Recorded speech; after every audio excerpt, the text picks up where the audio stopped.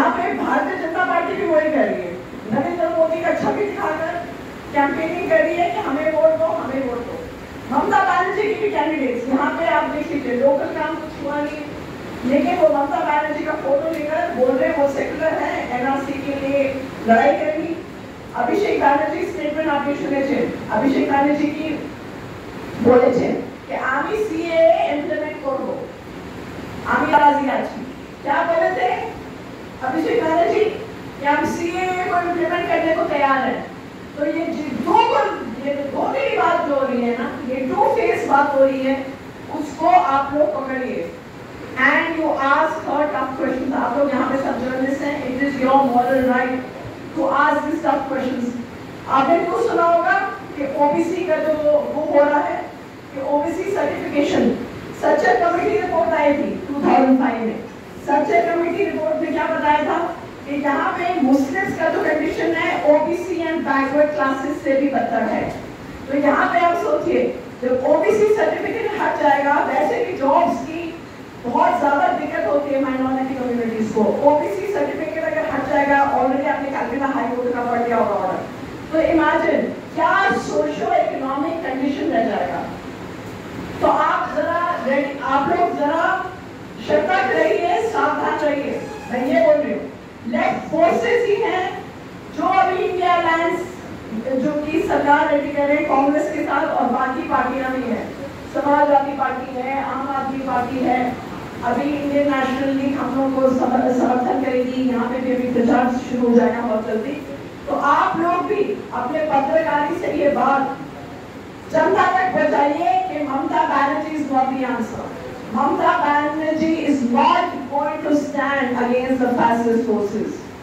It is currently the India Alliance, the left and the Congress in West Bengal that is standing against the tyrants and the communal forces. यहाँ पे सिर्फ CPIM और left parties हैं, CPIM left parties और कांग्रेस हैं जो 8 से 8 मिलाकर नरेंद्र मोदी जी से सवाल पूछेंगे पार्लियामेंट में, NRC CA के खिलाफ लड़ेंगे। तो आप लोगों का ड्यूटी बनता है कि अपने पत्रकारी से जितने दूर ये संदेश जाए उतना बेहतर होगा कि जनता जो है थोड़ी जागरूक हो जाए। अनेक अनेक धन्यवाद, इनके लाभ जिंदाबाद।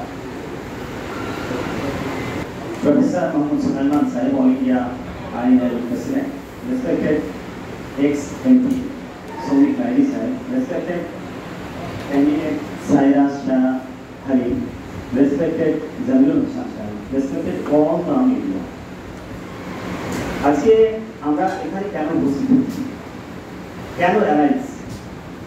একটাই কারণ, কেন্দ্র এবং বর্তমান পশ্চিমবঙ্গে এই দুটো জায়গাতে ফ্যাসিস্ট, তারা সাধারণ মানুষ থেকে শুরু করে সমস্ত মানুষের পিছনে ক্ষতিগ্রস্ত করতে পেরেছে। এক কথায় তারা সন্ত্রাসবাদী। আমরা পূর্বে দেখেছি যে বিজেপি RSS এর সঙ্গে মমতা বন্দ্যোপাধ্যায় তিনি অ্যালায়েন্স করে রেলমন্ত্রী ছিলেন, এবং সেই জায়গায় তিনি তাদের সঙ্গে সংসার করার পর এনডিএ জোট হয়েছে, যে ইন্ডিয়া জোট ভারতবর্ষকে পরিবর্তন করার রাস্তা দেখাচ্ছে, যে ইন্ডিয়া জোট চাইছে ভারতবর্ষের জনগণের অধিকারকে দিতে, সেই ইন্ডিয়া জোটকে ভেঙে দিয়ে মমতা বন্দ্যোপাধ্যায় তিনি সেখান থেকে চলে এসেছেন। কারণটা কি? তিনি বর্তমানে বিজেপিকে সমর্থন করছেন। আজকে তিনি বিভিন্ন সময় বিভিন্নভাবে যারা বামপন্থী বন্ধু আছে, যারা জনগণের পক্ষে রায় দিতে চায়, তাদেরকে জেলে ঢুকিয়েছে। কিন্তু এই দিন বেশি দিন চলবে না। আমরা পঞ্চায়েত নির্বাচনে কোয়ার্টার ফাইনাল গেম খেলেছি, তারপর লোকসভা নির্বাচন হচ্ছে আমাদের সেমিফাইনাল। 2026-এ এই বাংলার মাটি থেকে আমরা এই সরকারকে উৎখাত করবই, আর সেই জন্য এই অ্যালায়েন্স হয়েছে। আমরা পূর্ণাঙ্গভাবে সমর্থন করছি। আমাদের ক্যান্ডিডেট থাকার পরও আমি নমিনেশন তুলে নিয়েছিলাম, আমি নিজে হয়েছিলাম, অধীর বাবুর ওখানে সেন সাহেবকে কথা দিয়েছিলাম আমি নমিনেশন তুলে নেব। একটাই কারণ, আমরা চাইছি বামফ্রন্টের কোন নেতাকে আজ পর্যন্ত কোন CBI ED তলব করেছেন একটাও দেখাতে পারবেন, কিন্তু তৃণমূলের ঘরে ঘরে যদি যায়, লোয়ার লেভেল থেকে আপার লেভেল পর্যন্ত তাদেরকে অ্যারেস্ট হতে হবে, জেলে যেতে হবে। আপনারা দেখছেন সেগুলো। আর সেই জন্য কেরালায় এলডিএফ অর্থাৎ সেখানে আমরা বামফ্রন্টের সঙ্গে সহযোগী আছি। 1957 সাল নাম বদলি পাক প্রথম এই লীগের সমর্থনে মুখ্যমন্ত্রী হয়েছিলেন। আর তারপরে বর্তমানে 10 বছর পর পর আমাদের এই লীগের সমর্থন আছে এবং আমাদের পিনারায় বিজয়ন তিনি কেরালা রাজ্যকে উন্নত স্তরে পরিণত করেছে, ভারতবর্ষের টপ রাজ্যে পরিণত করেছে। আমরা চাইছি এই রাজ্যে বামফ্রন্ট আসলে এবং সেই জন্য আমরা সমর্থন করব এবং তারাও কেরালা মডেলে সেই রাজ্যকে পরিবর্তন করবে। এই পরিবর্তন হবে কারণ যাদের মধ্যে দুর্নীতি নেই। আর সেই কারণে কংগ্রেস, বামফ্রন্ট এবং সমস্ত বুদ্ধিজীবী সম্প্রদায়ের মানুষ, অন্যান্য ছোট ছোট দল, তারাও সকলে সমর্থন। কিছুদিন পূর্বে আপনারা দেখেছেন যে জামাত ইসলামের ওয়েলফেয়ার পার্টি অফ ইন্ডিয়া তারাও সমর্থন করে দিয়েছে নিঃস্বার্থভাবে বামফ্রন্টকে। তাই চাইছি এই আমরা একটা ক্যান্ডিডেটকে পেয়েছি সায়রা খান হালিম ম্যাডামকে, তিনাকে এই কেন্দ্রে এবং শক্তি প্রয়োগ করব।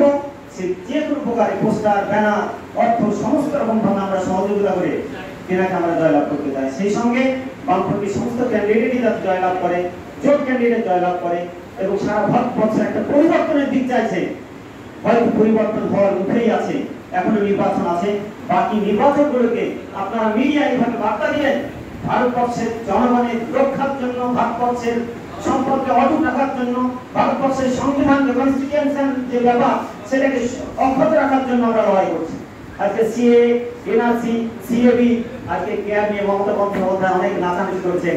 কিন্তু 2003 সালে অটল বিহারী বাজপেয়ী যখন প্রধানমন্ত্রী ছিল, আর সেই সময় তিনি মমতা বন্দ্যোপাধ্যায় একটা লিস্ট দিয়েছিলেন যে পশ্চিম বাংলায় এনআরসি হবে এবং অনুপ্রবেশকারী আসবে।